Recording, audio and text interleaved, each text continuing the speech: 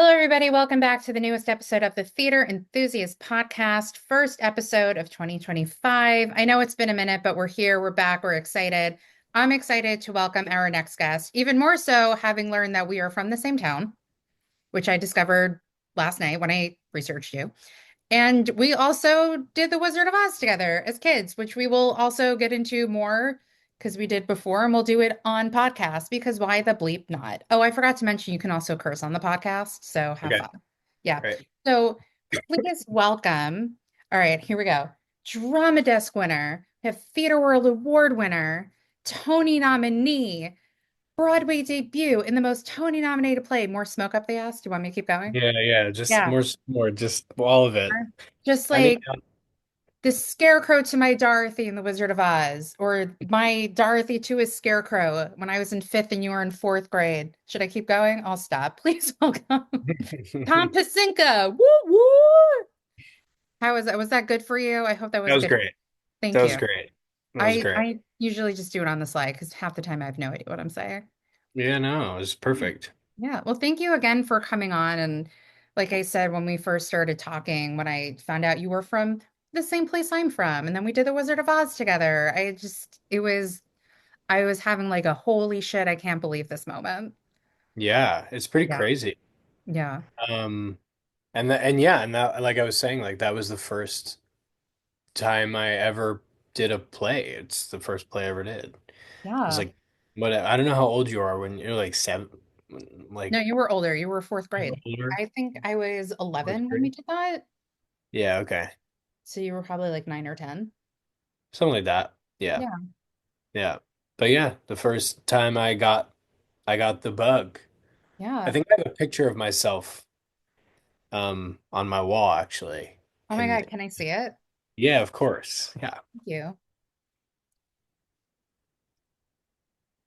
It's ingrained in my head. I can't find any photos of us in the show. Oh my God, yep, 100%. I remember you so That's well. me. That's Yeah, and what that's is like it? some oversized t-shirt with the Scarecrow from the movie on it that someone I guess had gotten me. Yeah. Yeah. My mom, when I was home for the holidays, my mom tried to give me a Wizard of Oz cup that was gifted to, I guess, us when we did the Uh-huh. show. And I think the guy who played the Tin Man gifted it to us. And I'm Uh-huh. like, no, you need to leave this in the house for Right. nostalgia. Like, what am I going to do with it in my apartment? Right, exactly. Yeah. Yeah. But But I didn't even I have some childhood photos up on my wall, so it's one of them. yeah. No, I remember like I picture it so clearly in my head. There's this like one specific photo of like us, like the Tin Man, the lion, and the person who played the wizard. Hmm. And it's like I think it was like another photo that was like gifted to us in a frame, and it was like Right, sitting right, right. in the house, and I have no idea where it is. And like we still joke to this day that my aunt is obsessed with the fact that I was in the Wizard of Oz, but Mhm. yeah. Anyway, so that was your first soiree into, so you just caught the bug from playing the Scarecrow. That was it. Wantagh Middle School. Yeah. Yeah. Yeah, it was I don't obviously I don't remember too much about it, but Yeah. I remember I think it was like a really big deal for the fourth and fifth graders to do it because they haven't done a production like that in a really long time. So yeah, it was like I kind think of it a was big thing that was happening with it. yeah, I don't think they had done like a school play at the middle school in like a really long time. Well, And this was so elementary school. all right, in sorry, Yeah. elementary school. That's right, Yeah. fourth grade. So yeah, they hadn't done a show at the elementary school in a long time, and Yeah. so that was that. I don't remember much from elementary school, but I do remember like there was a haunted house every year. Do you remember that? I do. I did. I remember being in the haunted house and that like gym. I remember that gym very vividly, Yeah. and I remember the thing I remember the most about The Wizard of Oz was that I had signed up to learn how to play the trumpet, and as soon as that play was announced, Hmm. I was like, screw the trumpet. Like I just get completely Yeah. completely gave up on it. Um So that's what I remember most about that. Yeah, because you were like trumpet, be in a show. Did you even care Yeah, what part you got? I don't remember. I don't Yeah. remember. Yeah, I don't know. I don't even know. I mean, it's so hazy for me as to like I remember my dad had like a karaoke machine in the basement and I Mm, would like sing on the karaoke machine. And that yeah. was sort of like my first foray into any sort of doing anything like that. Um, but it was kind of my dad was a singer. My dad still is a singer. He Hmm. sings at like he sings the national anthem at like minor league baseball games and stuff. Right. So and yeah, so we had a karaoke machine in the basement and I was down there and singing to something and Mhm. he came down and was like, "You got a great voice." And then kind of took I guess I took that as license to be like, "Well, maybe I should try doing some performing or something." Yeah. And in middle school, you did a bunch of the shows too, right? You played, I remember I was listening to something yesterday and you're like, yeah, we did Grease and they changed it to where she's failing out of school. And I was like, oh, I remember that. Yeah, yeah. I did. I'm trying to remember. I we did Lil Abner, which Which, was so I didn't do the shows my seventh and eighth grade because my older sister was like, Little Abner is terrible. You shouldn't do it. yeah. And I said, okay. And then I was also in cheerleading, which is very surprising to many people who know me that I was a cheerleader in middle Uh school. And cheerleading kind of affected Grease. So I dropped out of Grease to stick with cheerleading, which I shouldn't have okay. done, but Yeah, I think it was Lil Abner and Grease and Little Shop of Horrors, I think oh, was the one in eighth grade. yeah. And and I remember in Lil Abner we didn't finish blocking the play. And so I didn't really know my lines for one of the scenes, and so on the night of the show I just made it up. Um That's what I remember about Lil Abner. Wow, you look at you play, Scarecrow in fourth grade, improvising when you're like what, sixth grade? You're like really getting your steps in as an actor early Yeah. on. Yeah. Yeah. Yeah. It was a good training ground, I guess. Yeah. And you're like, well, Wanta High School is not going to have this shit program, so might as well go to Trinity.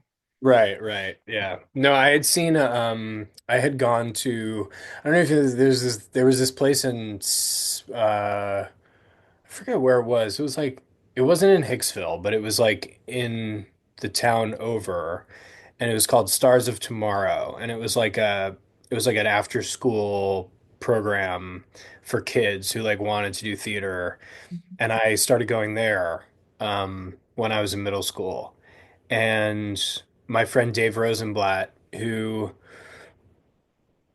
they were doing the first production of Les Mis at Trinity. It was like the first high school production. I think it was like the model for what they do with those like junior, like Hmm. whatever Like junior SpongeBob productions. Jr. or Yeah, something. SpongeBob Yeah. Jr. So it was like Les Mis Junior, but they didn't call it Les Mis Junior. They just called it like the first high school production of Les Mis. And my friend Dave, who was a year older than me, he was a freshman and he played Gavroche. He was a very Hmm. tiny kid. And I went to see it, and they had like a barricade, and and I was just like enamored by the fact that this high school was doing Les Mis, which was like one of my favorite shows I'd ever seen on Broadway. And and so I was like, I think I turned to my parents. And I was like, I'm going here for sure. Um, and then and I did. Yeah. And it worked out well. I mean, from again, my research, you did a lot more productions and stuff at Trinity than I think Wanta High School ever had. Yeah, there was like there were there every year it was sort of a program, like a year-long program of stuff. They Hmm. would do a play in the fall. Hmm. They got it done like two plays in the fall. I think they did a Shakespeare and then like just a contemporary play. Yeah. And they did a dance concert every year. Were you And then in that? I know, but they did a Christmas concert and they would do like parts of the Nutcracker. And one year, my dance teacher, I guess she was like very proud of my progress. Um, as a dancer. And so I ended up doing the Arabian dance from the Nutcracker. Um, and so yeah, so I did that. That was the ti only time I danced for an audience in high school. But we took dance instead of gym, and we Hmm. like took an acting class instead of, whatever other class we would have had to take. Um, and that's Trinity's like, and I did musicals, I did musicals. I did Grease my senior year, I did Big River, I did Into the Woods, but I also did that's when I started to do like Shakespeare and started to do plays. And I was like, meh, yeah, I think maybe I want to do more of this than Hmm. musical theater. Um so that was kind of, I feel like, what Trinity gave me, which was, there was like a in the acting classroom, there was like a little book Hmm. shelf with plays. And I remember after school I would go in and I would just read plays, and they were weird. They were like weird early Edward Albee plays, and just stuff I had never been introduced to before. Yeah. Um and so that's when I really started to get the bug for like just doing plays. It's so interesting you say that because having gone to high school and being like the theater program the last 2 years of my high school career, I went to college very green. So Mm. it seems as though, where you went for you was a much better option, especially if you wanted to pursue that career. So what made you decide to go to Fordham? Um, I really wanted to go to Juilliard.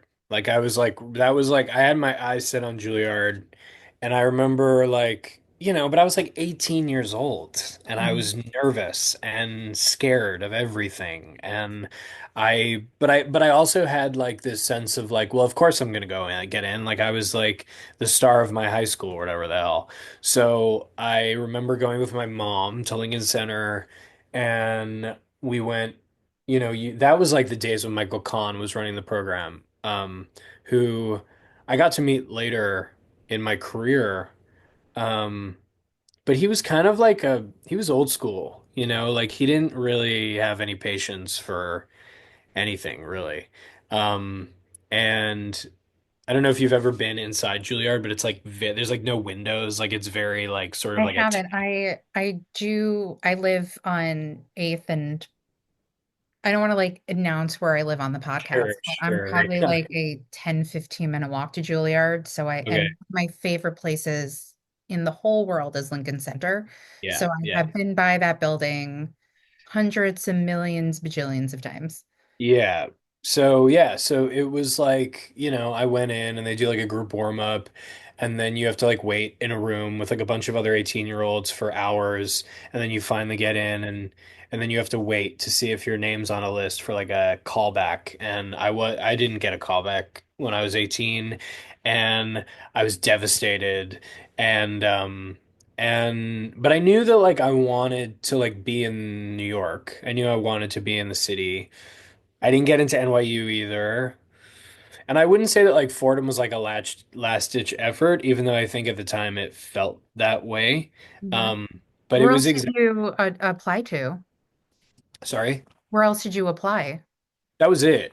Oh, That was it. NYU I mean, I paid. might have Okay. Yeah. NYU, Juilliard, and Fordham, and I think I might have applied somewhere else or wherever, but I don't remember. But like, I knew I wanted to be in Manhattan. I knew I wanted to be in the city, and I'd known there was this guy, Greg Bala, who went to my high school, and he had gone to Fordham, and I had talked to him and he really liked the program. So like I went in there as an acting student, but I'm so glad I went there because it wasn't a BFA, it was a BA. And Mhm. so I was like, at the time I felt very forced that I was like taking all these classes like English, and I took a class on AI, and I took a Spanish class, and I took a chemistry class, and I, along with all my theater stuff, I took a lot of writing classes, journalism, and looking back, I'm so glad I did because I felt like I got a really well-rounded education, alongside being able to like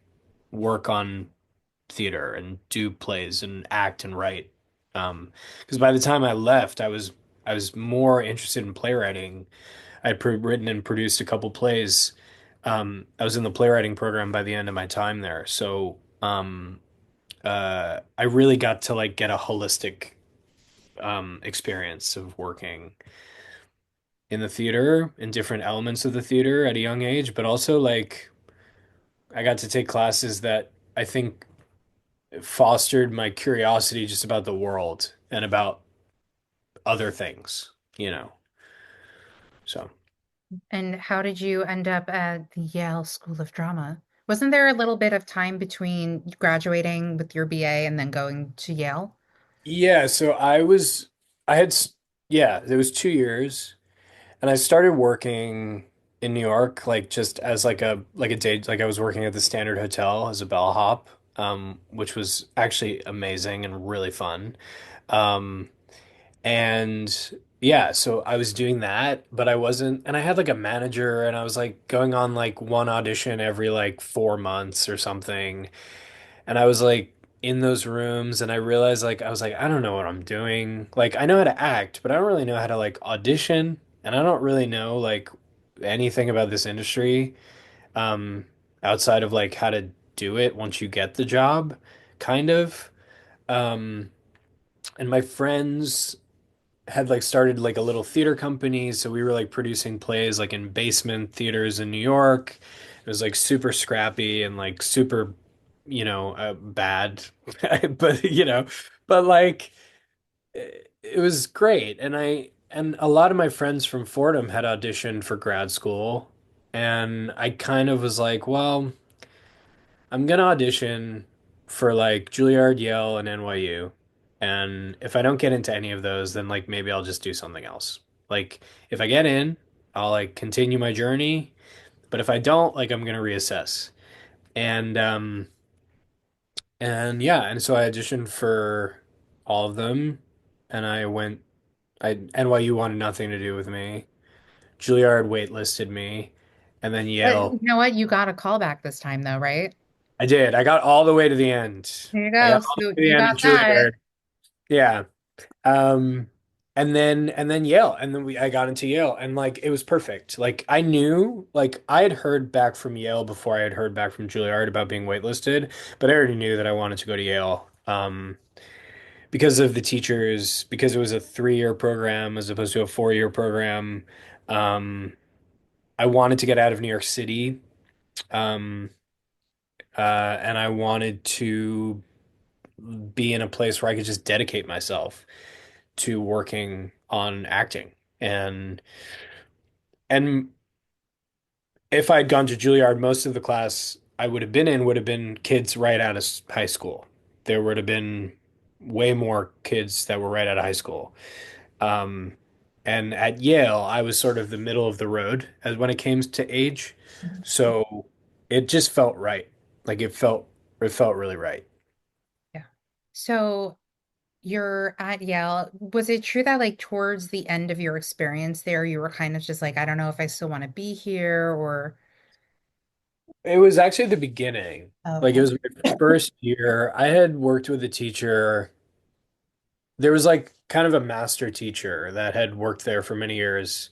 And she like made this tech, she had done this technique that everyone like loved and loved her. And then like she got a full-time gig at NYU the year that I was supposed to take her class. So in my first year, at the end of my first year, I think. Mhm. And so she brought in like two of her proteges and they didn't really know what they were doing. And like the guy who was teaching the class, like he he had said some stuff to me that I didn't like, and I just was like, I was doubting myself, and I was just like, am I good enough to be here? And it was kind of like imposter syndrome, just being like, what am I doing here?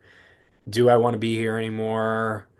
Because I think it's hard, like when you're living in New York and you're like living your New York life, and you're like 21 years old, and you're like whatever, and you're hustling, and then you go to like a program and you feel like it's so prestigious and you kind of are like, how did I get here? And you're also going for free, so it feels a lot of pressure to be there. And yeah, so I was just like, I don't know if I want to be here. And then I remember seeing David Adjemi's play Marie Antoinette at the Rep, and I was like, if there's a writer like this or like plays like this, like then I feel like I can be have a career, which is like crazy to think, you Yeah. know. And here we are. Here we are. Here we are. Scarecrow to County nominee. That's going to be your That's tagline right. for the podcast. That's right. That's right. Yeah. And Wizard of Oz is very on brand right now, so Oh no, very much so. It's funny too because like if I'm on a plane and The Wizard of Oz is on, like one of the movies, I will watch it. I don't know why. mm, It's just something I do. yeah. Yeah, it's just one of those Pretty, movies. I feel like that's a good plane movie. Yeah, it is. Or sometimes when it's on TV, you're like, I'm just gonna watch it. Why Yeah, not? You know? But it is yeah. weird. Did you see the Wicked movie? I've seen it twice. Okay. So for me now, like watching The Wizard of Oz, having seen Wicked, especially the movie, I'm just Yeah. like, oh, but like that's Fiero and then this and then that. And Right, it's right. so mind trippy. And I had to remind myself, it was like I had to stop. The Wizard of Oz came first. Right, Like, right, right. Yeah, for yeah. sure. For Did you sure. go to the sing-along of Wicked? No. Oh. I went like the first week it came out with my Hmm. parents because I happened to be home and my parents were like, "Do you want to go see Wicked?" And I was like, my parents took me to see it when I was a kid, like Hmm. with the original cast. Oh, wow. And I had like they got me like a poster, like signed poster with all the cast, and I'm trying to find it because they're like going right now for like $20,000 on eBay, and I'm like, I would totally just get rid of this. Like I don't, uh, Yeah.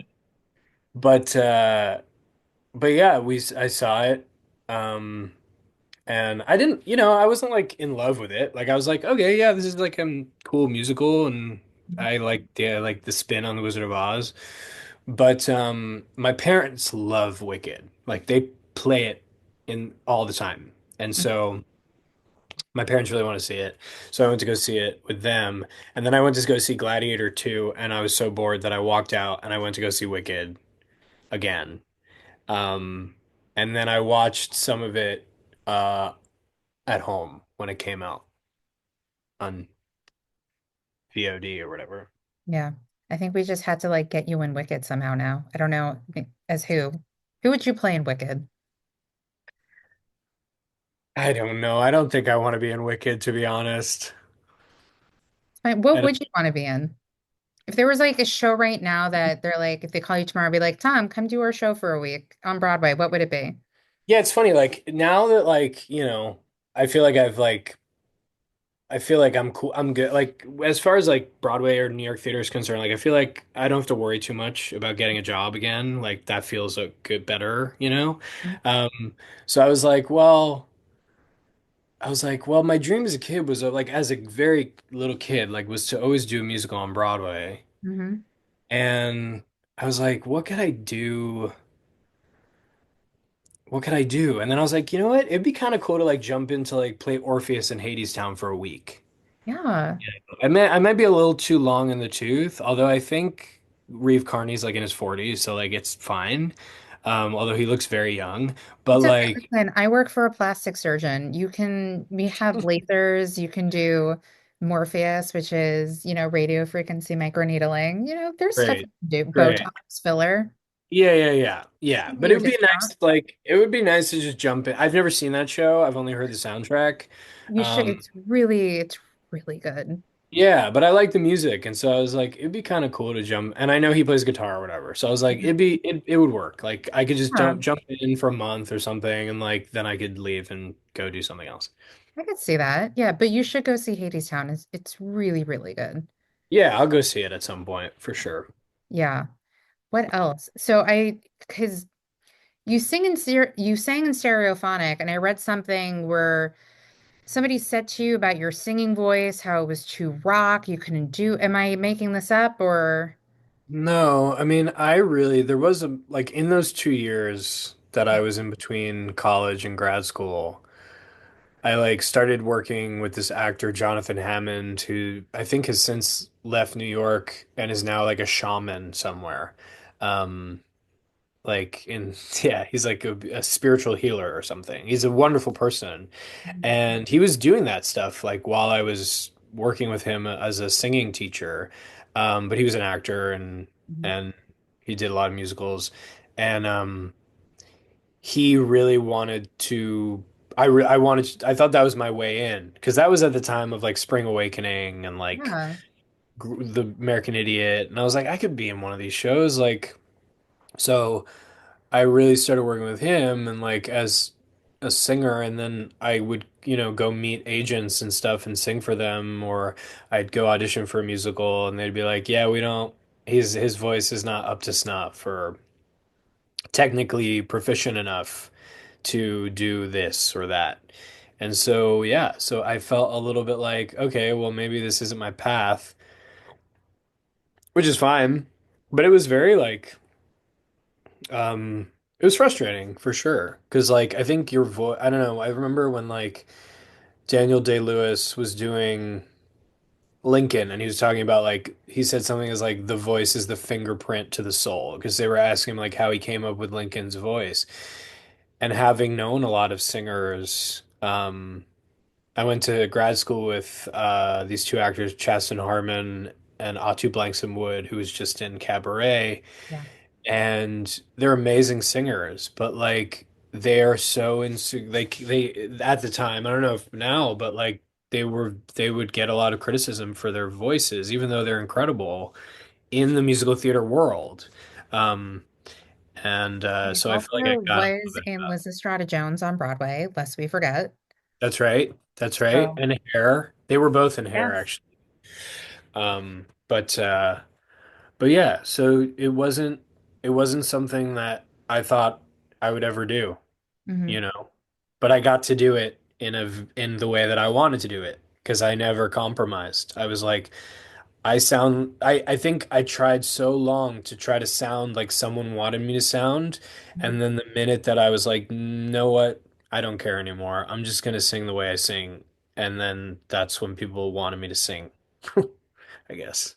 Yeah. Have you gotten any offers or any opportunities to maybe sing more in something? I mean, you don't have to say what it is, but has there been other opportunities to do so? Would you do a cabaret at 54 Below with all Billy Joel songs? Because by the way, that is the most Long Island thing I read where you're like, I grew my house, we grew up with Billy Joel. It's like, yeah, Oh you Long yeah. Island. Of course you did. Yeah. Yeah, it's funny. I went to I'd never seen Billy Joel live, and last New Year's Eve I went to see him at the um MSG? UBS. Oh, UBS? UBS. Yeah, Yeah. it was like his homecoming to Long Island. Um Interesting. yeah, my mom actually went to high school with him at Hicksville High School. That's Uh, crazy. yeah, yeah, before he dropped out of high school. But she remembers seeing him like drive his motorcycle to school and stuff. Um but yeah, yeah, it was because someone asked me like what was the person that Mhm. um like and it was just one of the voices from the period that I focused on just because it had been in my ear my whole life and I was Yeah. like, well, it's probably in there anyway. Hmm. Um and I love watching those like old Billy Joel concerts from the 70s. Hmm. Yeah. Yeah, My birthday gift last, my dad's like, what do you want for your birthday? This was last year. I said, I want tickets to see Billy Joel. And I somehow ended up picking the date that was his 100th performance at MSG. Adaptation. Yeah, So that was really cool. And to hear Sting sing Every Little Thing She Does Is Magic live was pretty cool. that's amazing. Yeah. And Colin Jost was 4 rows in front of my friend and I. So we were also like, Billy Joel, Colin Jost, this is amazing. But Yeah. yeah, I love Billy Joel. I refer to him as William Joel because of The Office. I don't know if you watch The Office. No, No, but I've actually never seen The Office, which I know is like probably a crime, but it's fine. There are certain shows I haven't seen that people are like, pourquoi? It's fine. Everybody yeah. has their thing. What shows do you like to watch then? Like, what's your show that you would just like have on in the background? Just like what the comfort show of yours? I mean, I've been watching a lot more films and TV, like fictional projects, I guess I would say. Yeah. Recently, like since I've left the show, but like the past year when I was in the show, I didn't watch anything other than like horrible reality television. Like I just wanted to come home and turn my brain off. So I'd watch Love Island, Love is Blind, a lot of the dating shows, The Bachelor. I like to watch like kind of bad Yeah. reality TV. Um, That's but but I've been watching a lot of films Mhm. recently, like going to the movies and watching movies. It was probably the year I've watched the most like films that have been like nominated for stuff. What was the last movie you saw? Um, Oh, the Last Showgirl the other night. Oh, how was that? I haven't seen it yet. It was great. It was great. I didn't know what I was to expect, but it was beautiful. It was 90 minutes, just beautiful little Yeah. film. Yeah, she just got a SAG Award nomination, which is pretty great. Yeah. Yeah. Yeah. Yeah. It felt like watching the female version of like that Mickey Rourke year when he did The Wrestler, where it's Yeah. like a part and a actor kind of like converge. Hmm. Um, and it was beautiful. It was beautiful to watch. I think it'd be really cool if she was nominated. I don't think she'll win if she does get nominated, but I think it'd be cool if she got nominated for an Oscar. I do too. I don't think she should win. I don't think her performance is like, the best performance of the year, Hmm. but I do think that it's very admirable. Yeah, I do have my predictions though, as of now, of who's going to win what. I Okay. think it's going to be Demi Moore for The Substance, Okay. Adrian Brody for The Brutalist, Yeah. Zoe Saldana for whatever that movie is that I can't think of right now, Amelia Perez, Uh, and Kieran Culkin yeah. for Real Pain. But this we're beginning of January. Things can Yeah. change. Yeah. Things That's can my change. prediction as of now. Yeah.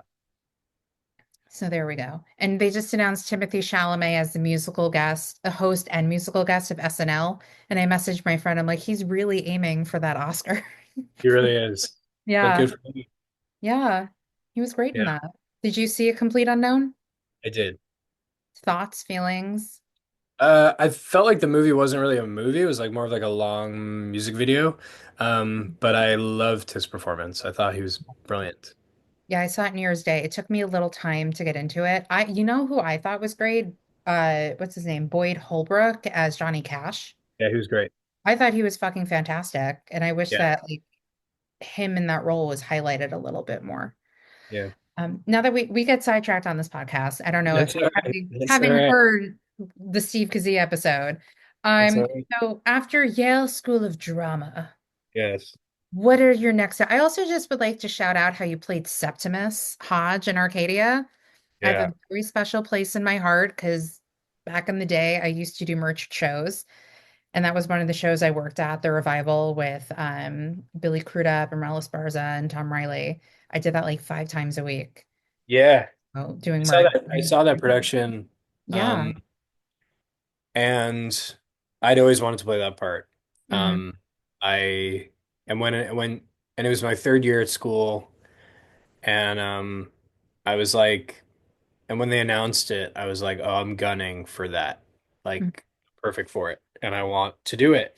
And so I did everything I could to do it. But it's funny, like when you're at Yale, the students usually understudy. That's how we Hmm. get like our equity card. Um, and so we can leave school with an equity card, which is amazing.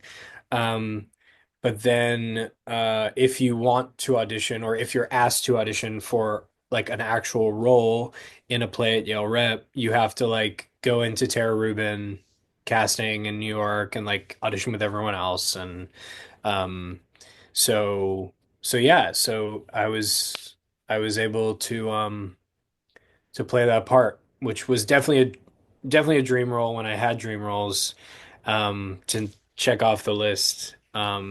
And Tom Stoppard they were doing like a couple of his plays at Roundabout at that season. They were doing like Indian Ink and The Real Thing, I think. I saw Like, that. yeah, that year. So he was in New York. So he came up to New Haven and like came to rehearsal and talked to us. And um, that was very cool. He didn't remember most of the play, which was funny. He was like, "What? I don't know." Yeah, but but it was amazing to have him in there and get to do that play, you know. And I think and that was the play that got me an agent because there was another actor who she represented. She had come to see the show and kind of picked me out, and we've been working together now for almost 10 years. Amazing. Yeah, because you also just posted 10 years of working in the industry, theater, Yeah, yeah. all the Because I stuff. graduated, I graduated 2015. Um, and I started working a little bit before that. So I was like, oh shit, it's been 10 years of Yeah. doing this thing professionally. Yeah. Do you have any other than like Septimus and I'm sure Peter, any other standouts? I mean, we talked earlier about Williamstown with Uma Thurman playing doing ghosts, but it was a new adaptation of it or a new Yeah, season? yeah. So Paul Walsh, who was actually a teacher of mine at Yale, he was in the dramaturgy department, and he had done a lot of like Ibsen translations. I mean, I think he speaks or can read Norwegian. I thought you were So about to say he speaks Ibsen. I was like, great. yeah, no. Well, yeah, I'm sure he does. He's done Yeah. like I think five translations of Ibsen plays, different Ibsen plays. Um, and so yeah, so he wanted to do because so many of the Ibsen translations are like British writers, and he wanted to do like an American translation for American actors. And yeah, so we got to do it. We got to, and he was working on it. You know, I'd be like, "Why is that word or whatever?" And he'd go back and read he had the original with him, and he had his translation in rehearsal, and we would kind of go back and forth. Um, but that was definitely an amazing experience because for Williamstown, like I never thought that I would be doing a play at Williamstown. It was a place that I really admired and a place that I felt like was very insular. You know, I felt like there was like a place where like you had to be some sort of star to go and do a play. Um, which in some ways it was because Uma Thurman was the lead of our show.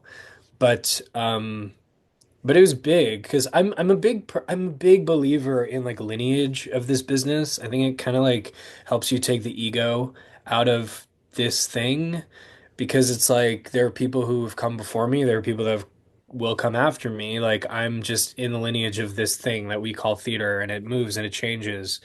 But it's not. I'm just a moment in time doing this work, and the history of Williamstown, like producing those classic plays, um, the Chekhovs and the Ibsens and the Shakespeares, and you know, to do an Ibsen play and to do that Ibsen play, which like no one ever does, Yeah. um, on the main stage at Williamstown was like a huge thing for me. Um, yeah, and to get to work with Uma was amazing Mm. because she came in with no ego. She was like, she said to me, she was like, "You've done more theater than I have. Like, I'm gonna lean on you." Um, and she did in a beautiful way. And Did you say like, that to her when you did the movie Killer Room? You've done more film than I have. I'm gonna lean on Built you. Room, I Yeah. did. Killer Room. Sorry. Yeah. Okay, good. Like in some ways, I did actually because I haven't, I still haven't done a lot of film, and she's been a movie star since she's 16 years old. And so like watching her work on camera is incredible because like she knows she was also a producer on the film. So like in a nice way, she'd be like, "Oh, put the camera there," or like, "I need it to whatever." Um, and she just knows everything about working on camera, and like to see her do like a take after take and change it up and make crazy choices and give the editor like so much material, um, was awesome. So awesome to watch. Yeah. Yeah. And how is it? So getting back to the, she said she's gonna lean on you for the theater stuff. How is it working with her in that setting then? Um, it was just like I just felt like there was a lot like I'm a young actor and I was working with someone who's been in the business for a long time. It was the first, I'm trying to think if it was. Yeah, it was kind of the first time like I had worked with someone who I had like watched on television or in movies from when I was very small. Mhm. And I think that's kind of a mind fuck when you start working with people that you like grew up watching because you're like you were just in a box and like I was a child and you like and now you're in front of me in the flesh and I'm your colleague and it's very trippy, you know? Um, but the fact that she wasn't a diva, and the fact that she came up to bat with just such openness and grace, um, and a desire to learn from everyone else in the room who had more experience than her on stage was perfect. Because also we only had like 2.5 weeks to put that play up. because Williamstown, like the rehearsal is super, Yeah. super short. Um, and then just like, you know, just making sure that I knew that she was appreciative of my work, you know. So You've also worked in a lot of regional stuff and a lot of really known, like Hartford stage. You performed at Carnegie Hall, Public Theater. How was it doing? I love talking to people about their experience at Shakespeare in the Park. How was that for you? it was great. I mean, I'd love to do it again. I got cast in a production of Richard II that they were going to do in 2020, and it got canceled. It was the first time the park has ever been canceled in the history of the park, which was so sad. That was like the saddest moment of my theater career. Like I was like, wow, that's It really was because sucks. of the pandemic, right? I'm assuming. Yeah, yeah. It was like, you know, like they kept holding out, holding out, holding out, and then they were like, yeah, we can't do this. And but doing the park, because that was really my first like big professional job in New York. I mean, it was kind of my first gig I got after grad school, and it was amazing. Like I was working with Corey Stoll and David Harbour and John Glover and John Douglas Thompson and Max Casella and like these actors who I had loved. Um, Working with my buddy Andrew Burnap, who's a Tony winner, and you know, I mean, Othello on Broadway. that's right. And Which, by so the yeah, way, I was on the theater app the other day, Mhm. and they have tickets going on there for over $1,000 for that show. Yeah, That's yeah. like rear mezzanine is 139. I personally think Jake Gyllenhaal is better on stage than screen. Uh, I can't. yeah. Not doing it. No. Yeah. Yeah, yeah, I don't really pay for tickets and like Yeah. I can't. I just unless it's something I'm like dying to see, but So you'll never see Hadestown? I just feel like I know someone I can just get a comp or something. I'm Yeah. just gonna I try. try. I have one of my best friends, part-time ushers at the St. James, and I have been like bothering her for months. I'm like, hey, ticket for Sunset Boulevard, ticket for Sunset Boulevard. So I just Yeah. bought one, and I'm seeing it next week. Yeah, it's amazing. It's Yeah, incredible. yeah. And I worked on my Tom Francis impression of him singing Sunset Boulevard, which I will not do because I'm not going to do it on here. But I cannot wait to see it, and good luck to anybody who hangs out with me after, because that's probably all I'm going to be doing. Tom Francis is a friend of mine and he's a wonderful human. I've heard Um, wonderful things about him too. he's a bit of a Stereophonic super fan. So Oh, that's how we met. And I got to see it right before Christmas and it was phenomenal. She's phenomenal. He's phenomenal. Everyone is. It's beautiful. It's an incredible production of of a musical that I think is quite cheesy, um, but they make it very cool. And yeah, I was like, that's a feat for yeah. sure. So one of the many reasons I haven't done a podcast episode in a while is because I also, aside from my full-time job, I got a part-time job, so I'm back at doing merch at shows. So one of the shows I work at or have worked at is Hell's Kitchen. So it's always there's been two different times where I'm like in the outside lobby booth, and then you see the Sunset Boulevard people scramble out and they're waiting for the Sunset Boulevard moment to happen. So Right. I did get to witness it twice in like the Schubert Alley area, so that was cool. Yeah. So what else? So it was great. Shakespeare in the Park. Yeah, Anything? and Yeah. yeah, No, and just to say the last thing about that, like, yeah. um, I don't, there really isn't any. It's such a singular New York experience to do that, to do a play in the park. And I hope to do it again because it's you feel like you're at the center of the universe. It's amazing. Yeah. Well, that we've manifested for you because what's they're doing 12th night next this year, actually, when they reopen the park. No, we don't. I'll just have to see if there's a park for me. Yeah. Well, they announced most of the cast. It's I know, I saw that. Yeah, so I'm yeah. like, I don't know if there's a part that hasn't been cast yet. I'm But also it's like, good luck to anybody trying to get a ticket unless they camp out. I'm too old to do that, but I just, yeah, I can't. I mean, maybe you'll have a friend in the show who can get you in, or well, maybe, what's nice is because it's free. Like yeah. when I did it, I got like 26 comps throughout the whole run because Oh, they're all comps, so you can yeah. just, you know. Yeah. So is there any other Shakespeare that you would like? So if you were to, I know again, we're not doing like dream roles, but if you were to envision yourself back at Shakespeare in the Park, what show Yeah. would it be?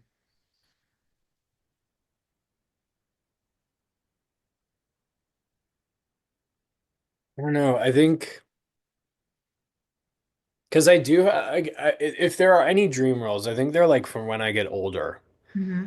you know? Like I'd love to do like Lear at some point, like when I'm like 100 years old or Thank something. you. Because let's talk about that for a second. Did you see Kenneth Branagh's Lear at the Shed?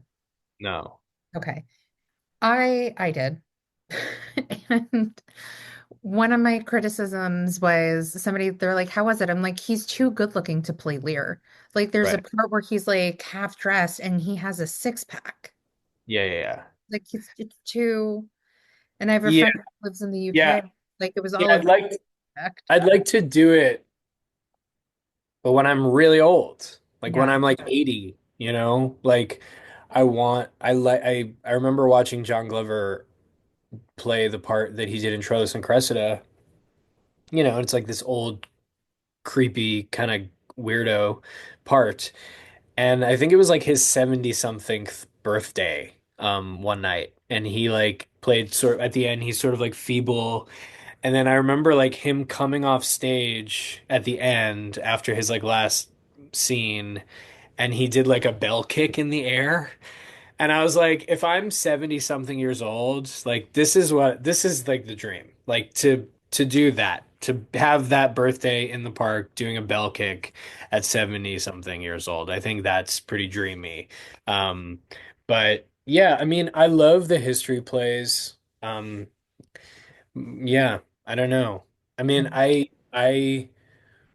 think something that saddens me greatly is like it feels like America right now is not very keen on producing a lot of Shakespeare. Um, Although maybe that this production of Romeo and Juliet on Broadway will change it because it seems like it's bringing in a lot of young people, but I don't think I that's for the show. actually, it's funny you say that because I did see it, and sitting on my desk is actually a car that was thrown into the audience. Okay. I won standing room, and the pre-show somebody threw the car, so now Yeah. I have a place on my desk for it. But I actually enjoy that production a lot more than I thought I was going to. It's Good. definitely for the younger generation, so hopefully that'll like introduce them to more Shakespeare. Yeah, I mean it's a great I love it and I love working on it and I'd love to do more of it. And I did a there's this part called The Bastard in this play, one of the plays, King John, which no one ever does, which I'd love to get another stab at. I did it at grad school, and I felt like it was the part that I failed at. Um, so I'd like to get another stab at that. Um, but yeah, I don't know. It's hard. It's hard to like. I'd love to play a king. I'd love to play one of the kings, but I don't know which one. Well, I mean, Shakespeare, to do Shakespeare is free, so you can just like get a bunch of friends together, go to the park and just put it on somewhere. It's true. You know, find a director you like, get a group of peeps you like, be like, "What's up, guys? Come see us do Shakespeare." Yeah. Just do that, you know? How did you stay creative? Because going back to the pandemic, because you said that Yeah. Richard the Second, no, sorry. Yeah, Richard the Second Yeah, was. Richard II. What did you do during the pandemic to kind of keep your creative juices going? Nothing? Yeah. I taught. I taught over Zoom. And if anything kept my creative juices flowing, it was that to help young people learn how to act over the computer. Um, I love teaching and I don't do a lot of it, but I like doing it. I wouldn't want to do a lot of it, but I like doing it sometimes. It's really fulfilling for me. Um, And yeah, that was pretty much it. I mean, the pandemic was pretty devastating for me. Like, I really thought I would never act again. Um, I thought I would just, I thought that was it because before the pandemic, I couldn't get arrested for a television or film role. Like, I was auditioning for a lot of it, but I just wasn't getting anything or getting close to anything. And all I did was theater for the first 5 years of my career. So it was like, well, if theater's gone and I don't know when it's coming back, like maybe I'll never do it again. And it was really scary and I was really depressed. And um, I found a great therapist who only works with performers, which Great. is amazing. So I've been working with her for like 6 years. We had worked together a little bit before the pandemic, but she was really like a lifeline. And yeah, I think for me, as far as artistic life is concerned, it was very much two things. It was very much about like recommitting Mhm. to being an actor because I reached out to like two or three people that I respect really well and people I had worked with before, three directors I'd worked with before, and I just was like, I think I'm done. Like, I don't think I can do this anymore. It's too hard. It's too heartbreaking. Like, I don't know if I can do it. And they all said different things, but like one of them was like, you're cursed. Like you're an actor, whether you like it or not. Um, and then one of them was like, you can do whatever you want. And I believe that you could be successful doing whatever you want, but it'd be really sad if you didn't do this. And so I sort of had to like take that stuff and like sit with it and define like really what I wanted, not only in my career, but like in my life. Because before the pandemic, it was like hustle, hustle, hustle. Where's the next job? What's going to happen? Where's the next gig? I need to pay my rent. And what was nice about it was like everything just stopped Yeah. and took up odd jobs. Like my landlord runs a limousine company. I was like driving people to the airport. Um, so yeah. And then what was the other thing, which like reignited my love of acting is I started working on camera. I started doing film and television because that was the first thing that came back. And I finally like started booking film and television and working in a different way, working in a new medium, um, was really amazing to do that because it was like starting at square one, you know. We have to get you on SVU because every New York actor has I been know. in I've a done like I've done like yeah. two guest star procedurals already. You were New Amsterdam, right? Yeah, And I played like a sex trafficker on New Amsterdam. I interviewed somebody for my podcast who was on New Amsterdam, and I said to him, I just remember your episode so well because your character was engaged and you and your fiance did a 23andMe and it turned out that they were siblings. So like, Yeah, that stuck with me so much. And because I worked with that actor during the pandemic too, I was yeah, like, oh my God. Yeah. yeah, yeah. That episode of New Amsterdam haunts me because people will send it to me every once in a while on like TikTok. It like comes up on TikTok. Um, so yeah, someone sent it to me the other day, and I was like, God, I can't get away from that terrible moment. But yeah, so I did that, and then I did an episode of like FBI where I Mhm. played like a Russian mob person, um, which was also fun. But which was actually more fun than New Amsterdam for sure. Um, but uh, but yeah, so I love working on film, and I hope to do a lot more of it. And so yeah, so that was sort of the pandemic. It was like just sort of like recommitting to being an actor, and then like starting to work in a different way, which made it more fun to recommit. When did American Rust come in? Was that before, after, during? It was during, that was like, it was probably 2022, 2021, 2022, I think. 2022, probably. I'm Um, usually good with dates, but I didn't write it down for you. I'm sorry. yeah, yeah, I had booked that. Um, Actually, it's funny. One of my classmates from Yale was on that show as a recurring character, and she had booked it. She had already been shooting, I Mhm. think. And then I got the audition, and then she helped me with the audition, and then I booked it. And then we were both in Pittsburgh together. Um, and they used a lot of New York actors because the showrunners were Adam Rapp and Dan Futterman. And then Adam took over as full-time showrunner for the second season. Um, so it was cool because it was a lot of theater people Yeah. and a lot of and like being run by a very theater person. Um, Did you do an Adam Rapp play? I didn't. No, I Oh, didn't. I've would never. you? Oh, would I? Of course. Yeah. Yeah, I love Adam. He's a great friend, and we got to, obviously he was like my boss on Yeah. TV. But what was cool with Tony's season was like, you know, he was right next door. So we'd Hmm. see each other in the alleyway all the time because we shared an alleyway. Yeah. Um, and we have plans to have a doggy date at his house upstate sometime in the near future. So, but I love his writing. I mean, I remember reading like Red Light Winter in college Yeah. in my dorm room, and being like, this is a great play. And who Mhm. wrote this? Who's Adam Rapp?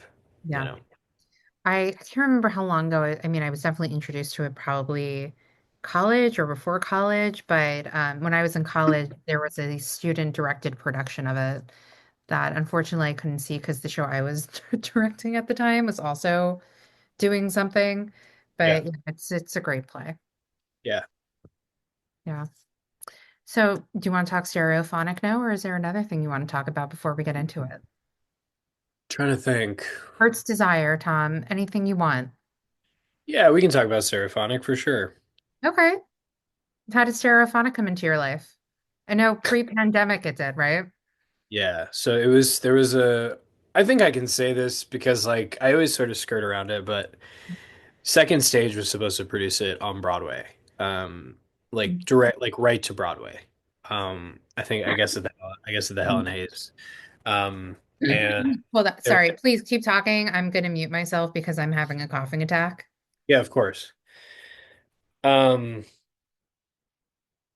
Yeah, so it was supposed to go right to Broadway, to the Helen Hayes, and the day Broadway shut down, I had an audition to play Grover and Reg.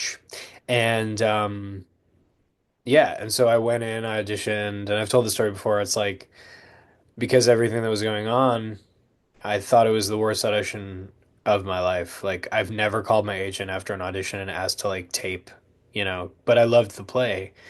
And I knew David's work from grad school, and I knew he was such a great writer, and I'd always wanted to play a rock, like some sort of rock star, and I love the 70s and I love 70s music, and it was just like it felt perfect. Um, and then I taped, and I never, obviously never heard about it ever again um until yeah, in the spring. I was doing season 2 of American Rust. I was in Pittsburgh. I think I got an email about it. And I was like, oh, this is happening again, I guess. Okay. And I hadn't really focused on Peter when I'd first read it, obviously. Um, Was this audition specifically for Peter, though? this one, the one for Playwrights Yeah. was only for Peter. Don't you think Um, it's pretty interesting, though? Don't you think that you originally went in for these two other parts and then they came back around for a different role? yeah, I mean, I don't know why or how. I mean, I had started to teach myself guitar during the pandemic, so I guess my agent knew that I had some ability on the guitar, so maybe that's why, they came back because they were like, we need someone who can play the guitar. And that was part of it. Like I had to send in, you know, a tape of me playing a song from the 70s. Um, and then yeah, and then it was just a really long audition process that took a Remember month. what song you sang with or you auditioned with? Um, yeah, that Creed I can never get the name of that band right. Creedence Clearwater Revival. Is that the name of the Yeah, band? clearance, Yeah. clear water of say that Clear, 10 times fast. Clear, yeah, clear yeah, water. Ugh, can't even yeah, do yeah, it. yeah. So it Yeah. was that, someone told me long ago there's have you ever seen The Rain? I guess the name was on. But but yeah, so I auditioned with that and then I went in for a callback in person and I knew they wanted me for the part after that callback, but they were concerned about my guitar skills. So they put me in guitar lessons twice a week for about 2 months, and I just sent them updates every Yeah. week. Um, and yeah, so and then I got, thank God I got the role eventually. Mhm. Um, yeah, And here we are. here we are. Here we are. So I loved Stereophonic. One of my favorite movies of all time is Almost Famous, and my dad is very much into classic rock. Yeah, So I was like, if there's any play that is like my essence, it would be Stereophonic. And having done merch, I know that theater pretty well. So I got myself a ticket on an aisle, left through orchestra to make sure I was the first person in that bathroom yeah, because it's a very long show. And what I loved about your performance was the quiet moments you had after like you had a fight with like Diana or someone. I'm just for me being like a nerd, what kind of as an actor, character, what's kind of like the process you're going through in your head, especially the scene where you two break up for the first time, or you guys break up because you're in the recording studio, you're having your Peter moment of like this needs to be good, and then she breaks up with you and then you're just yeah. sitting there after. Yeah, I think so much of like Peter, and it wasn't something that I like consciously did or thought about. I really try to like go in and figure it out. Also because we had so much rehearsal time off Broadway. Like we had like 8 weeks of rehearsal because of the music, because we Yeah. needed to make a band. Mhm. Um and so we got to really like I wouldn't say luxuriate because the play is a 3.5 hour or 3 10 hour play and you also like have to become a band. So like we had a lot of work to do. So it didn't feel like luxuriating in anything. But the way that Daniel works is like he just lets you kind of do it and then do it again and just find it and then he'll come in and be really technical about it. And I love that because it's a way of working where you can kind of really find what you're looking for by doing something as opposed to just talking about it. And I don't like working that way. I like to do things and try things, and then if they don't work, they don't work. They do, they do.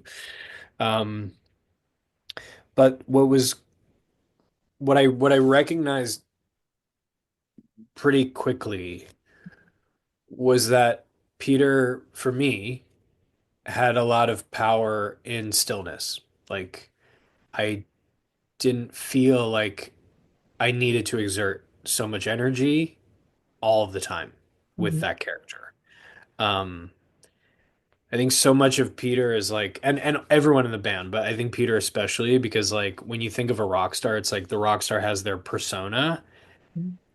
But what was cool about this play is like you're seeing them in a private time, you Mhm. know.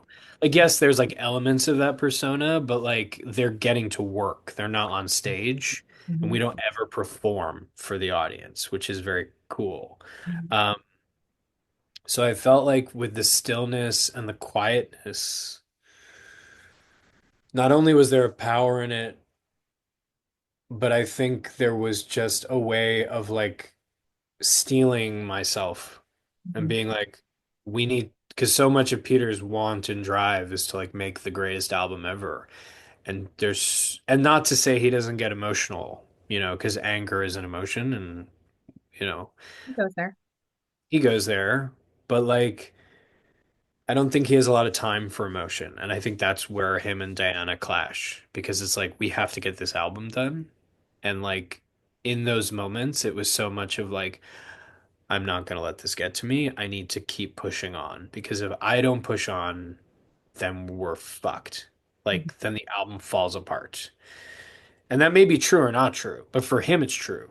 Yeah. So So I guess like in those moments, that's kind of what was going through my head, where it's like, don't, don't lose it, or Mhm. don't collapse because you have to keep moving on. Yeah. What about your final scene with Diana? I mean, it's the reason why I stopped doing the play. It's the reason why I left early. Um, it's so much like you have to like do it 110%. Mhm. Like I don't think I can't you can't like that scene, it's the scene that like got me the part. Like I brought I brought a lot of those personal fears to the table. Like my own fears of like possibly never having a family or never being a part of something or never like those fears of that have come up for me, as Tom. I was like, well, use it. Like what? Like don't not use it. And so when I got in there for that callback, I just was like, if I really want this part, I need to go. And if I want to respect myself as an actor, I need to go for it. And so I did. But like that was the baseline. Like it was like that was one of the reasons why I got hired. And I think like I remember when our producer came down to the theater because we were supposed to close August 18th and then Mhm. they extended till January. And he was like, "We have the theater till January." And I remember that night doing that scene and I was like, "I don't think I can do this till January. Like it's too hard and it's too exhausting." And because I had been doing it Yeah. for months Yeah. before, How long were you? Like a yeah, year, right? Or yeah, I mean, that? we started rehearsal August 21st, um, of 2023. Three. Yeah. I Yeah. sometimes forget it's 2025, but Yeah, it's just the time, it's just such a blur. But time is an like, illusion. It's fine. yeah, but yeah, it was over a year. September 29th, I left the show. So, and I had been auditioning for it for a really long time. So like I'd been living with this guy for a year and a half, essentially. And it's hard. And I know there are actors who could do this part till they, forever. But I think for me, what I know about myself is like I don't like to stay in a character for too long. Yeah. Does you're not going to say it on here, but does the band have a name? Yeah, but I can't say it. Well, I mean, obviously not. I'm just curious to Yeah, know. yeah, The yeah, mythical thing that none of us, unless you're in the show, will know what it is. Kind of like in the play Doubt. You don't know if well, the recent revival, I don't know, or the movie, I feel differently. But like when I was first on Broadway, you didn't know whether or not the guy did it in Doubt. yeah, Yeah. yeah. No one will ever know. No one will ever know. Unless you're in the show. Yeah, but like, it might not be because now there's a bunch of new people in it. It might not be the same name. Like, it could change. I don't know if they even know the name, the new people. Um, so they could give themselves a new name. I don't Um, love the name. Like, I won't say the name, but I don't love it. It's not my favorite thing in the world, but like, it's a just what we handkerchief just because you're wearing one. no, no, no, no. It's just not. It's not my favorite name, but it's like fine. Well, I'll tell you what, if you were to ever come across that show again, make up a new name, or if you were to ever start your band, or if you did like if your cabaret at 54 Below of songs you want to sing, there it is. Yeah. Well, we're slightly getting the band back together this month for Will Butler's band is playing at Joe's Pub. And so Sarah, myself, and Juliana are going to sing some of the songs from the show. Saying, when is that for people listening who would want to go? Oh yeah, you January. posted about it. Yeah, I think it's like January 19th, I think. Yeah. But yeah, it's on Joe's Pub's website. But yeah, Yeah, it's fun. Do you know what you're that'll be. singing yet? I think we're gonna sing Masquerade probably. Oh, it's such a jam. I walk through the park with to that song and I just, oh, Yeah, it's pretty good. pretty good song. I think I heard or I saw something on Instagram when someone's like, I was at a gay club and they played Masquerade and it was great. Yeah, I've heard it around, like especially when if the album first came out. Like I was like in a coffee shop and they were playing it, and I was like, "This is the weirdest." Yeah. Never did I think I'd be in a band. Never did I think I'd make an album. Mhm. Yeah, so it's a very surreal. Yeah.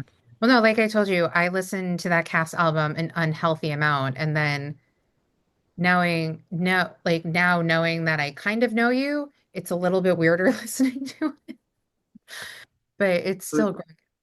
The thing that really pisses me off is we weren't nominated for a Grammy. That pisses Yeah. me off. That Yeah. really pisses me off. I But do have to ask. So go ahead. No, there was some like Twitter, there was some like Twitter outrage, which I appreciated. yeah. Yeah, I do want to ask about the Tony experience, not so much going because you've spoken about it, but about the performing. But Yeah. the one thing that I don't understand about the cast album is when they're talking about The Exorcist 2 and they said, let's go again. And they literally repeat the same exact thing they just said. That I don't understand. Can you please explain it to me and everybody listening who feels the same way that I do if they do? Um, so that was a scene that was like in the show for like a day. Yeah.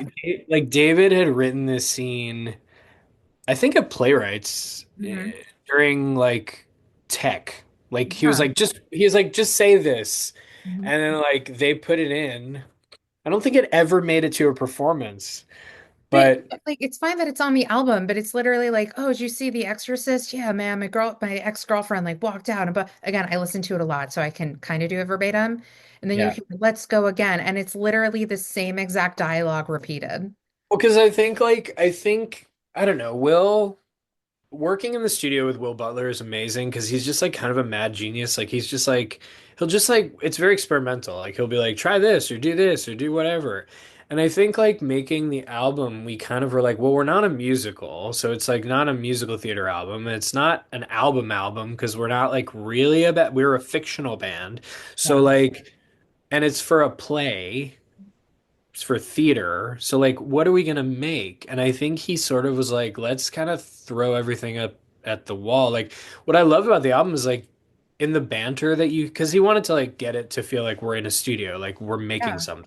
Where Sarah says, I love singing with this with again, I unhealthy amount of times I have heard this cast Yeah. album. I love singing with you, Tom. Same. Are you she said something, you're like, no, I just have a natural ironic cadence. Yeah. Yeah. And she says, me too. But yeah, like, so those, I love that those little things are in there. Yeah. And like, you hear, like, with the British characters, like, sometimes they're speaking with an accent, and like, sometimes you hear them without. And like, so I think that repetition of The Exorcist is just like, Yeah. and we really wanted to get like Eli and Charlie, or Yeah. Eli and Andrew to be on the album Yeah. in a real way. So yeah, So I remember because you've spoken about the Tony experience before going and being nominated and being in a tux and all that, but I'm curious to know because I don't think you've really spoken about what it was like to perform at the Tonys because yeah, you guys were nominated for best score. score and then you weren't going to perform and then there was such an uproar that you Yeah. guys got to perform. So what was that like to perform at the Tonys? Well, I will say this, like I didn't want to perform. Like Okay. I was very happy to just show up, get dressed up, do the Hmm. red carpet, sit in my seat, maybe win, maybe not, but Hmm. like just enjoy the night. So when I heard we weren't performing, I was like kind of surprised because I was like, well, we should be performing. We like were nominated for the most Tony Awards in history, like for a play, like, Yeah. and we can perform. So why aren't we performing? I mean, we all know, like theater people know that like they used to perform scenes from plays at the Tonys, you know? So it's like, well, why aren't we performing? Like, but there's a lot of politics and there's a lot of like TV network stuff because like that's who decides a lot of this stuff, like the Yeah. producers and the networks and the this and the that and who gets what, and it's very about promotion. It's a commercial for Broadway, Yeah. right? Like the rest of the country, like come to New York, see a show. Um, and so I wasn't like butthurt about it. Like I was like, okay, whatever. And like then I kind of embraced it. I was like, well, we're not performing. This is fine. Like I just enjoy. I don't have to put on a fucking costume, and I can just enjoy the night. Um, but then when there was like such outrage, I was like, yeah, fuck yeah, like let's do it. Like Yeah. I was with the outrage when it started. And then our producers came to us like after a two-show day and they were like, we're performing at the Tonys. And I was just like, and we have a rehearsal like on Friday night after your show. And like, so we did like a show and then we got on a bus to Lincoln Center and like drove to Lincoln Center. And but it was fun. And like, granted, like we had like 90 seconds. Like we didn't have a full performance. I think they were just like, they shoehorned us in. Yeah. But it was very cool. Yeah. It was very cool to perform. I just remember it just came to me like your posture as Peter, how is very like, oh Yeah. yeah, I love that. What was nice about the Tonys is that like we performed to a track and like every other thing we'd ever done was like perform live. Okay. Um, and I was like very Chris, who plays Simon, was like so mad that we weren't going to perform live. And or at least the music. Like we sang live, but like all the other shows, they performed to a track. Um, but like Chris was really mad that we were going to perform live, and then I was really relieved that we weren't going to perform live because um I was like I'll be horribly nervous and I'll Yeah. mess it all up. Hmm. The guitar. Like I'll shake and it'll be horrible, and like Masquerade's the hardest song to play for me in the show. So I was just like, please can we do it to a track? So we did. Well, you finally nailed the masquerade thing because weren't you saying off Broadway you were just always worried about it, and then Broadway you're like, I got this. Yeah, I would have like panic attacks. Like I was not, it was not fun for a while.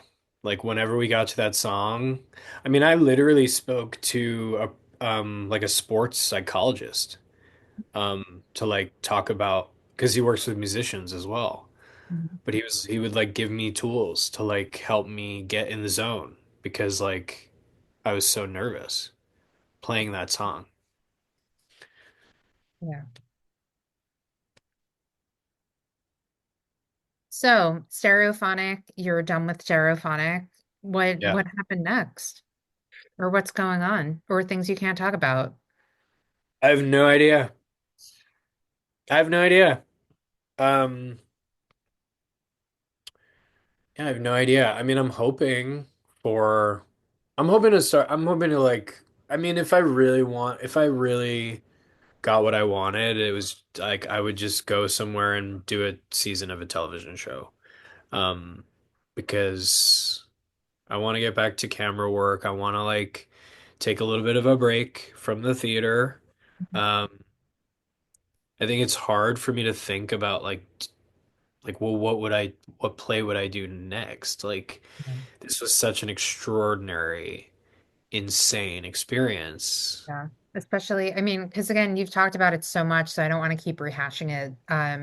Like Broadway debut, and there was so much behind it, and it was kind of, I guess you would say, it would be like getting shot out of a cannon, especially, excuse me, with the new play being the most Tony nominated show in Broadway history, going to all these events and all that stuff. So I'm sure it was crazy, but rewarding at the same time, of course. Yeah, I mean, yes, like, but like, it's that weird thing where you're like, this is what I've wanted my entire life. Like, Hmm. this experience has been that thing for me. Yeah. Like, to be, yeah, it's like as far as theater experiences go, Mhm. like this is it. And now I'm like I remember like there was a play that I got an audition for for like in LA, and I was just like, no, I'm not doing that. No, I'm not doing this weird bad play. Like I just did this. Like and like I don't mean to sound like an asshole, but like it's just like I I don't like the commitment that we all were like asked to give to this experience was Yeah. so insane that it's like I want to go off and do something act, but I want to go do something very different, you Mhm. know. Um, and also like the character in this play was very dark and brooding and kind of mean, and I was just like, no, I want to play someone, I want to do something funny or something. Like I want to do something that's like not dark and messed up and like has me crying. Um, With like laughter, Sarah, of course. what? Laughter, not emotional tears. Yeah, yeah. Like I was talking to Sarah and she just got back from Australia. She's going to be in the new I still know what you did last summer. I know you did last summer, yeah. And I was texting her and I was like, "How's it going?" And she was like, "It's so good not to like have to rip your heart out." You know, it's like I'm just getting to scream and run away from things. And I was just like, that sounds perfect. I would love to do a horror movie. I'd love to, I'd love to do yeah, I'd love to do something just kind of like different. Would And you ever go back to writing? it's something that's funny. Like I was staying, David Adjemi's writing some stuff. Um, he's like just, he's writing. Yeah, he's up in great. Woodstock. He rented this Yeah. beautiful house. He's writing. So I'd seen him at a thing that we did together, like a talk we did together before Christmas. And I was like, "How are you?" He's like, "Oh, I'm good. I'm just like staying upstate, I was like, "Oh." He was like, "You should come. Like come, for the weekend or whatever." So I finally did. And we were talking and I was like, yeah, like so much like of working with you was so much easier. I was like, it was so much easier to work with you, um, knowing like what it's like to write a play and have it performed and have to sit there and like watch the stuff that comes out of your brain and your heart and your soul, being watched by like hundreds of or not, not hundred but people. Um, And he was like, "You write?" And I was like, "Yeah, I used to write plays in college." And he was like, "You should do it." So I've been thinking about it, but I think if I'm gonna do anything in the future, it would be producing and maybe directing. I I think that's kind of more aligned with like the healthier sides of myself. I think writing can isolate me in a bad way. Would you want to direct theater or would you want to direct for camera? Both? I think more film. Mhm. Yeah. Yeah. I've been like watching more direct. I've been like watching interviews with directors more. And like Daniel, I think Daniel has a lot of ambition to start working in film. Um, and because he really directed Stereophonic like a wide shot of Yeah, a film. Um, and he would always talk about that because he really wanted it to feel like a documentary. And so yeah, so I've just been like getting more into the vibe of like that might be something I'd be interested in doing. yeah. I mean, for me with Stereophonic, I remember posting my review about it on Instagram and saying I just wanted to live in the play. I just wanted to like live on the stage with these people and be like there watching it. So, I mean, that's I think a true testament to how great the play was and the direction and all of you guys. Yeah, it definitely felt that way. It felt like I felt a connection to the audience in a way that I never had, and I also think that's why it was difficult in the beginning to sort of take the jeering or the comments or the reactions to Peter sometimes, Yeah. the hostility towards Peter sometimes because um, it felt very intimate, especially at Playwrights. It felt very intimate, and even on Broadway.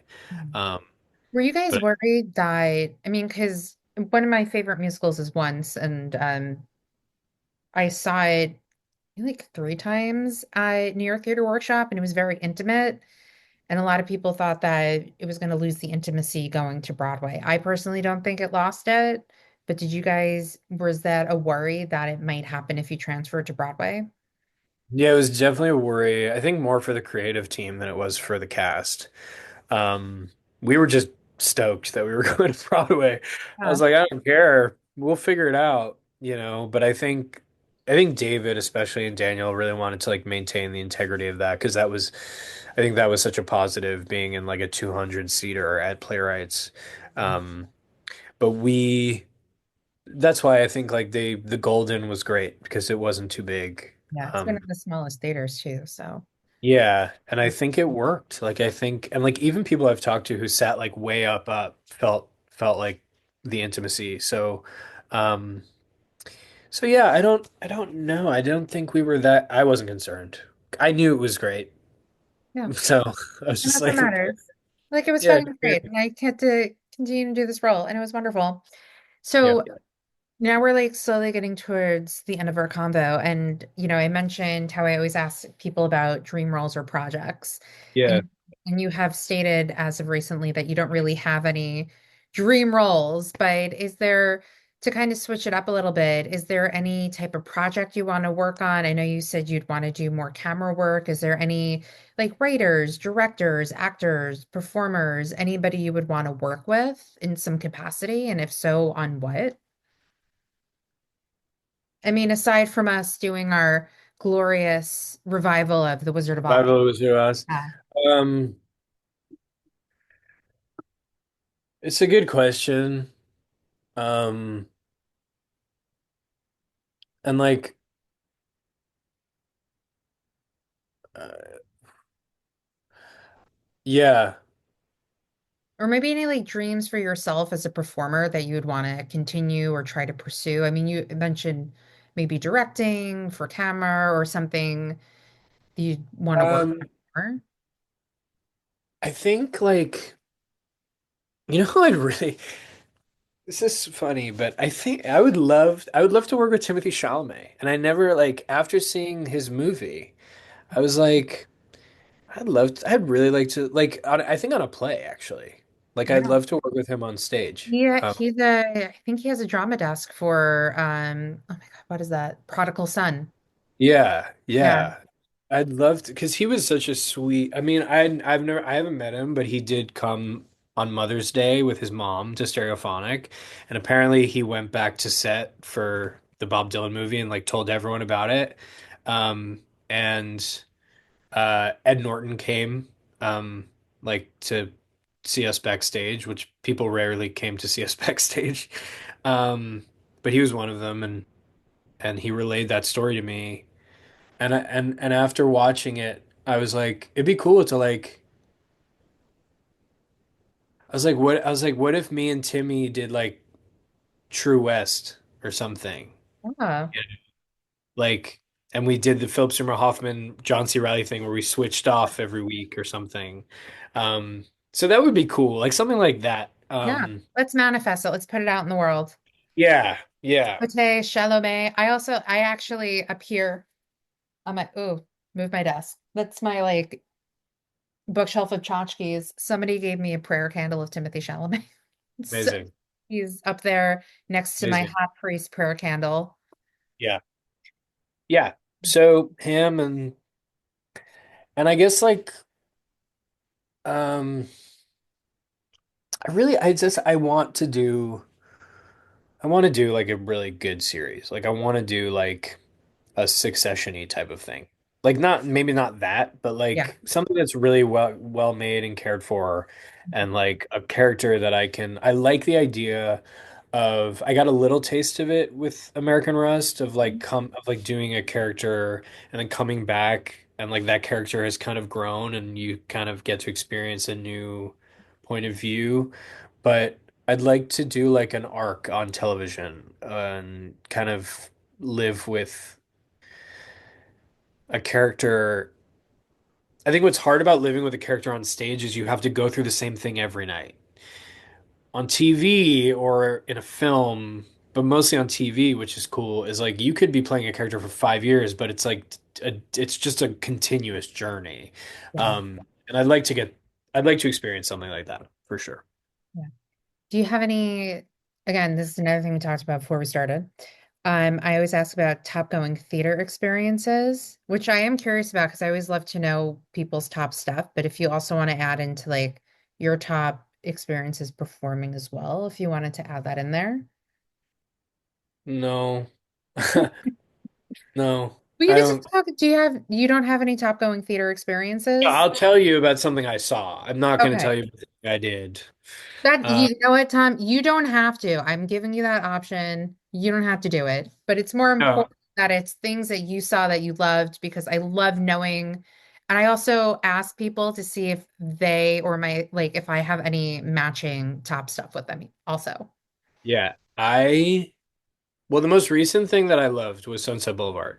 Um, I Well, loved I it. mean, if this was after next Thursday, then we would be having a different conversation. Yeah, I I have your absolutely, email. I can just tell you. yeah, let me know what you think. Yeah. I loved it. And like, I'm not a big musical person. Like, I started doing it when I was a kid, but like, I don't love musicals. I just don't. Um, but I loved this. Mhm. And, and anyway, and I'd love to work with Jamie Lloyd. I really would. I think he's fantastic, and You very see, smart. fuck, what was that show at the Shed that wow, that sounded really weird. He did a play at The Effect at the Shed. See it. I saw his Cyrano at BAM, which Oh, good guy. I really liked, Yeah. but I love Sunset Boulevard better. I think his aesthetic works for it better than the Cyrano. But anyway, so that was that. But the best thing I've ever seen on stage, for sure, was there's this Sarah Kane play Blasted. Um, that was at Soho Rep when I was in college, and it was Louis Cancelmi, who's a had become a friend, and I worked with him. Um, Reed Birney and Marin Ireland is the three-hander. It's a crazy, insane play. A play I had read many, many times.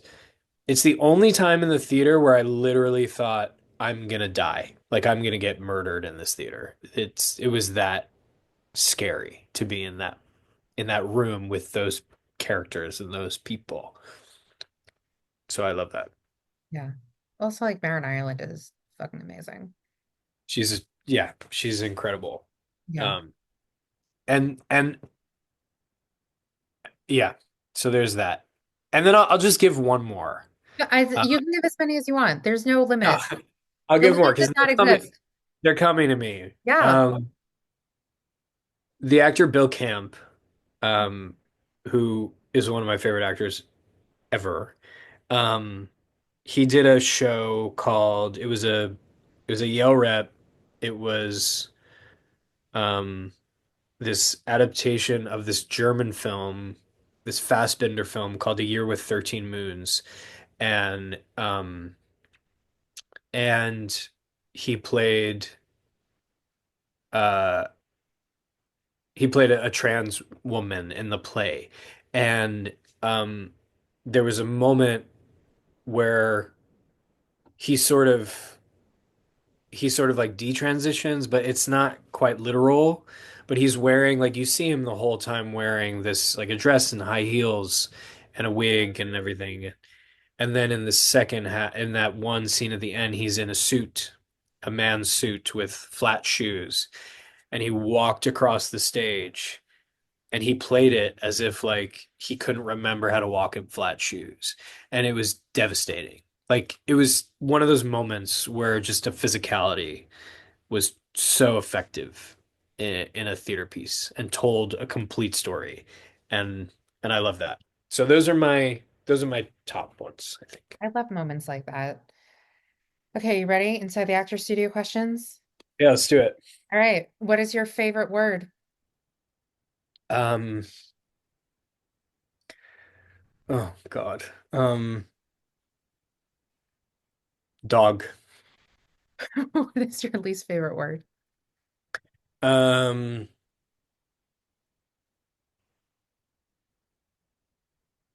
mm,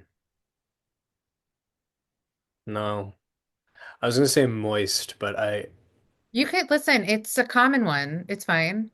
It's a You can. company, but I like using it because I know people hate it, so I can't hate it. Okay. Um, my least favorite word. Um,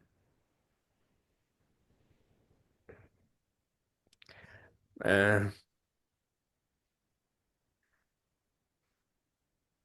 no, no, I don't know. No, Okay. I What guess. turn? Okay. Do you want to try again, or are we sticking with no? Well, Or do you want to circle back? Because let's circle back. Let's circle back. we have other questions. Yeah. Okay. What turns you on? Um, passion. What turns you off? What's the opposite of curiosity? Ignorance? Yes, sure. Yeah. What is your favorite curse word? Fuck. It's a great one. It's just great. It really is. You can use it in so many ways. What sound or noise do you love? Um, what sound or noise do I love?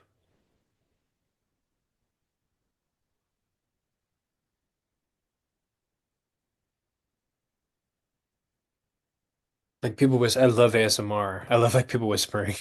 Yeah. I follow like two ASMR Reiki accounts on Instagram and I find it so relaxing. And I Yeah, I've always had trouble sleeping, and I follow a couple. I watch a lot of those Indian head massage videos. I don't know if you know. I think it's somewhere in Brooklyn that does like an ASMR massage. I would love that. Yeah. Yeah, I've looked but into people it. whispering for sure. But it's like they're doing things like on your by like tapping you or massaging your head. Yeah. Yeah. So ASMR. What sound or noise do you hate?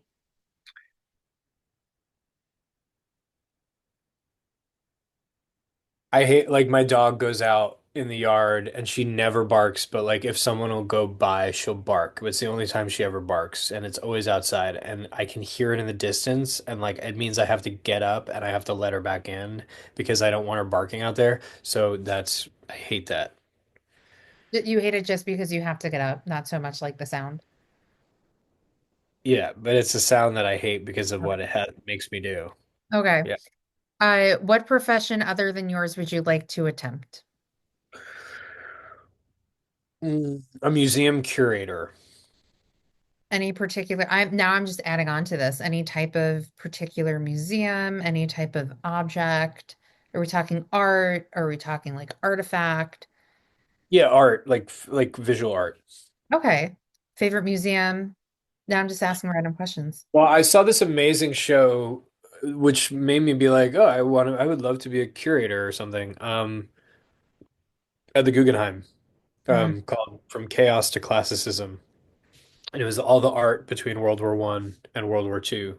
Um, and they like they like kind of took you on like a journey up the ramp Yeah. through the years, up until you got to like this room where they had like propaganda from the Nazi Olympics, where it was like crazy, like human like perfection or whatever, but you saw how like the art kind of led to that representation or whatever. It was very interesting.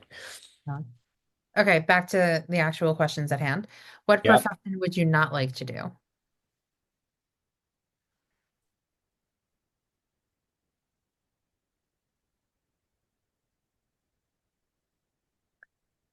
Like shoveling snow, like someone who does that.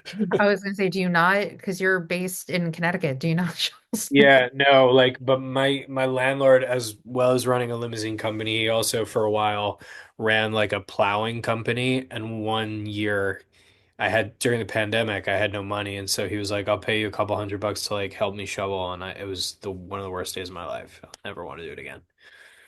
Fair. Okay.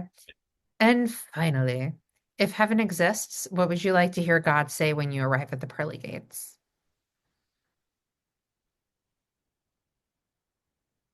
Um,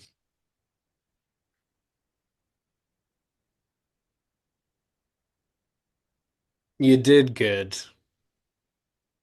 I would say, and here are your students, as he would say, but we need to circle back to your least favorite word. Yeah. I mean, we can stick with no if you want. No, but like I don't no, I don't like that. I no is a very I think it's because like it's hard for me to say no sometimes and like I now like saying no. I'm Mhm. getting more practiced in it. Yeah. So I like it. Mhm. Um uh I think the one of the Alston twins said it best that with no can be a full sentence. yeah. Boundaries, boundaries. Yeah. Um But we like the word and boundaries. piss. I don't like the word piss. You don't like that word? No. Okay, great. We figured it out. I don't like the word piss. Perfect. Yeah. Well, before we end, is there anything else you'd like to add? Any problems, questions, concerns, life advice, things you want to add? No, I got no advice. You got no advice. Just live your No life. advice. Don't Just say the word piss around just you. try to have fun. Yeah, Um, yeah, just try to have fun. that's And great. don't beat yourself up. Hmm. Yeah, That's all. it's great. Well, t you can stay on once we're done recording, but thank you so much for coming on. I really appreciate it. Thank you. It was just kind of wild realizing how far back we actually go. I know it's insane. It's crazy. Small world. Well, thank you everyone for listening, and we'll see you next time.